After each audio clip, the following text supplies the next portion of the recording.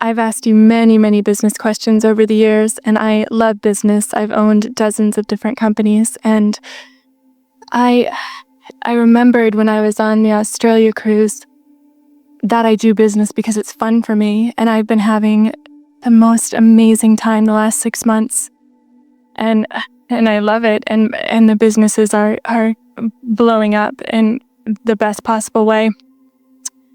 And I like playing in this really, really big arena. And in 20 years in business, I've never been involved in litigation. I'm always able to mediate situations. And recently I had a situation come up where, there is legal contention, there is litigation. And when that first happened, I wanted her to die because it felt so bad. But what I really, really want is to mediate the situation and for us both to get exactly what we want. And I do think that it's possible. And the adult person. What is it that everyone wants? To feel good. So of course it's possible. Right. But when you said that just now, right, you didn't mean that. No, I really do. But when you said that just now, right, you didn't really mean that. Right. You didn't really mean I want us to both feel good. You meant I want us to mediate. I want us to compromise. I want us to come to a mutual agreement. Right. But don't lose sight of what you really want. And the question that we want to put to you is, because in the ultimate mediation, in the ultimate compromise, in the ultimate merging or blending or fixing or soothing or smoothing, if you really mean I want us both to feel good, because almost no one means that. What people most mean is I want to feel good and I want you to die. That's what I meant at first, yeah. And so but when you really mean I want to feel good and I want you to feel good, and that really is what you want, that's a whole different thing, isn't it? It is. So what if you want both parties, you and the other, to feel wonderful, and the other party wants you to die? Right. In other words, so what do you do with that? What do you do with that? You have to ignore it. You have to dominate your vibration. So do you really mean it? Do you really want? So we know you want to feel good. Everybody wants to feel good. It's really easy to know what you want. You are selfishly wired. Everyone is. But in this really pointed thing that you've just stirred up here, we've not been on this cutting edge thought before in this way. Can you find a way to say and mean and feel that you really want the other person to feel good? I can't. I'm working my way towards that. I really do want her to feel good. I really do want her to feel good. But what would that mean? What does it take? Now, as you said, the entire intro was for you. Yeah. So what did we just say to you? What does it take to feel good? Does it take money moving around? No. Does it take somebody giving in to give you what you want? No. What does it take to feel good? What is the manifestation that you're reaching for? Well, I want to feel good. That is what I'm reaching for, is to feel delighted and build this huge company. So can you include, but forget about the company and think about the emotion. When you feel good, can you feel good? Can you feel good when there is this burr under your saddle? Can you feel good when there is someone who by all of your logical understanding and perception is out of line? Can you feel good when you look at wrongdoing? Can you feel good when you look at someone deliberately trying to make you feel bad? Can you feel good under those conditions? Can you feel good when under those conditions? That's the big question. Right. Can you? Well, I have been feeling really good the past couple of months. This has been going on for about 4 or 5 months. But when I look directly at the situation, normally I don't feel good. So I've just been looking at all of the other really great things in my life and paying as little attention as I can to it. And then when I'm feeling really good and it comes up, just incrementally looking at what I'm creating as opposed to this lawsuit that's stirring. The reason that we're stubbornly staying here on this spot is because what people often forget is that in the contention and in the struggle and in the discomfort, there was a giving birth to a creation that is everything that you want. And in the feeling good, then that can flow to you. But humans are so oriented toward probing longer at the problem in a quest for the solution that you deprive yourself of the solution that has been there long before you even perceived the problem. In other words, as a problem is coming into being, in other words, this lawsuit was on its way. As a problem is coming into being, the solution is coming into being too. They are equal in their coming into beingness. But the longer that you are focused on it, it's sort of like, well, if we can just poke around at this problem longer, maybe we'll find the solution in there. And we say the solution isn't in there. The solution is an entirely different feeling place. And yet the human tendency and this humanity that you have all become is something you've practiced over a long period of time. It's not easy to let go of that, and yet that really is what you have to do. So when you guided us through the way this story unfolded to this really important question, you've heard us say, make peace with what is. And so when we say make peace with what is, that sounds like we're saying accept unwanted things. But that's not what we mean when we say make peace with what is. What we mean is don't struggle against it.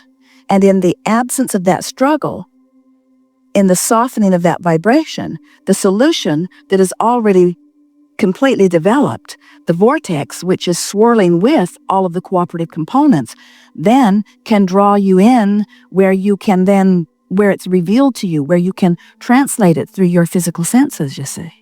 And that is the most joyful of experiences. To be able to know something that you didn't know that you wanted to know, to feel something that you wanted to feel that you haven't been able to feel. So that's why we want to help you to remember that what you're reaching for is the feeling. So often, we've had this conversation personally with you on a number of occasions.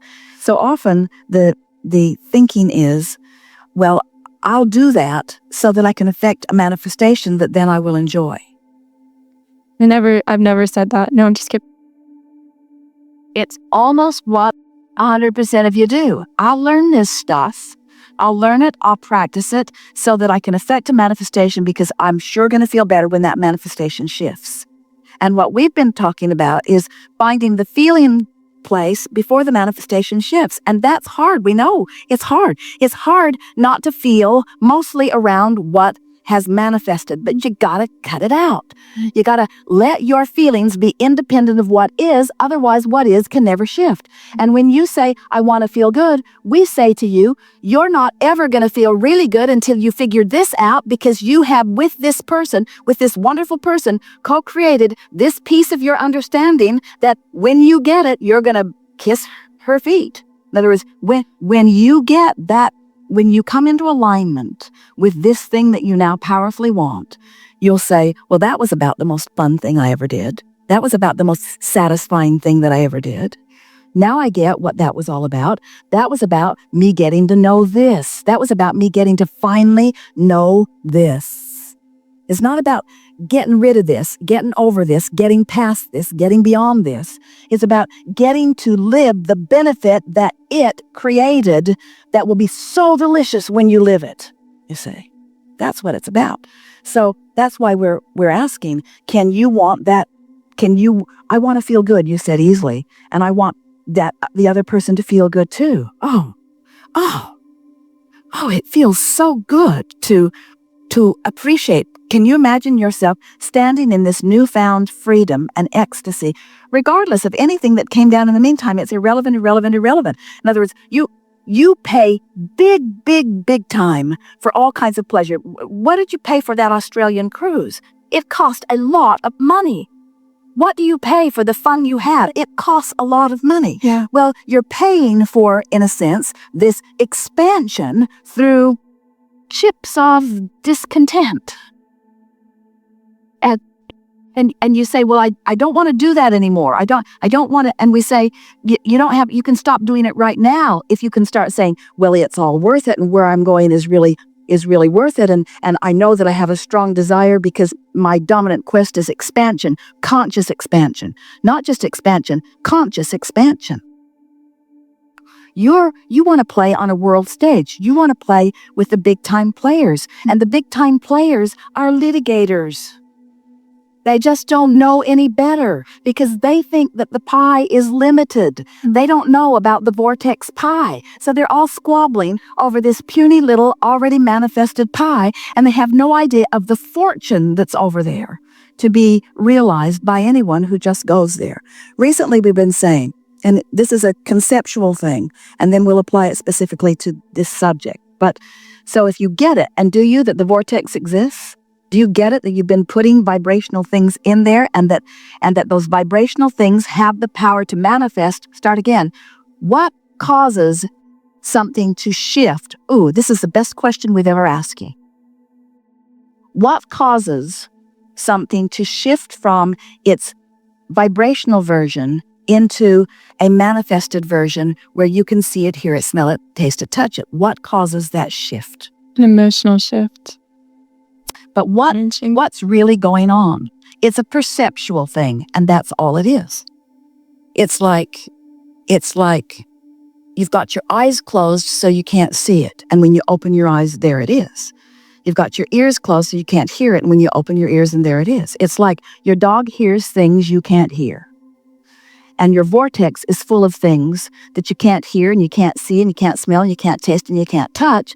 But it's not because the vortex needs to change. It's because you need to raise your frequency. And when you raise your frequency, then those things will begin to appear in your experience. And that's the fun you're looking for. That's the joy you're looking for. Most people are running around saying, I want the world to change. I have established, oh, this is so good. I have established my point of view. I've established my vibrational frequency. It was trained by my parents, it was trained by my peers, and now it's been trained a little bit by Abraham, but I have established my perception. I've established my vibrational frequency. And now I need the world to just behave better in response to my frequency.